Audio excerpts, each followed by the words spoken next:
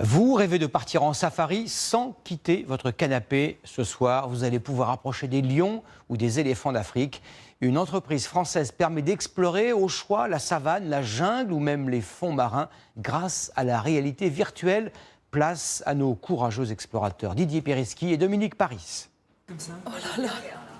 On peut être assis dans un cinéma en France et en même temps transporté à des milliers de kilomètres. Si proche de la nature qu'elle semble à portée de main. Ces images d'une proximité stupéfiante ont demandé 1 an de tournage. 42 pays explorés par 2 jeunes réalisateurs.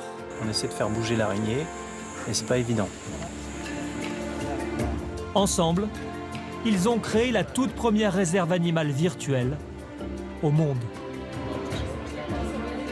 Nous les retrouvons à Paris avec leur équipe, car cette innovation est l'œuvre d'une entreprise française. Adrien et Raphaël ont fabriqué leur film ici, au retour de leurs expéditions. Pour que justement les animaux s'approchent de la caméra, on utilise beaucoup d'odeurs, de phéromones, et du coup ça permet aux animaux d'être curieux, et parfois ils sentent l'odeur de l'homme sur la caméra, et là, ils s'en vont. Le but, en fait, c'est vraiment d'émerveiller les gens.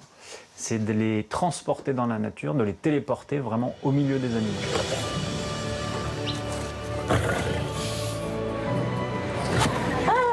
Au secours.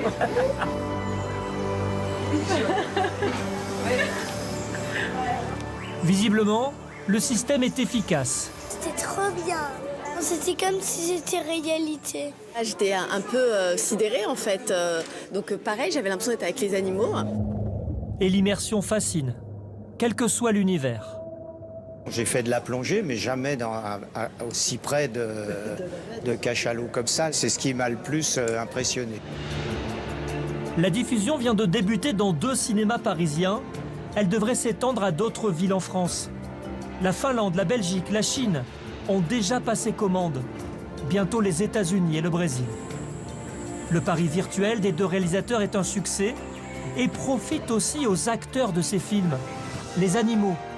Une partie des bénéfices sera consacrée à la création de nouvelles réserves protégées sur les 5 continents. On s'y croirait vraiment. Je vous retrouve dans un instant pour votre mag et pour la météo d'Evelyne Delia.